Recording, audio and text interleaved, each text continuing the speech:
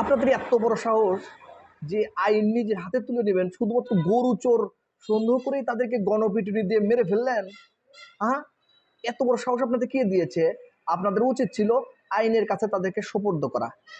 দৈনিক কালবেলার 26শে ডিসেম্বরের যে পত্রিকা আছে, প্রকাশিত পত্রিকায় পিছনের পাতায় দেখেন নিউজটা আছে, গরু চোর সন্দেহে গণপিটুনি এবং বালু মেশানো চুনা খাইয়ে হত্যা করা হয়েছে।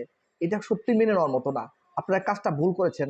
অবশ্যই গরু চোর সন্দেহ ধরছেন, তাদেরকে পুলিশের হাতে সোপর্দ করবেন, এটাই নিয়ম। নইলে এই কাজটা করা ঠিক হয়নি আপনাদের।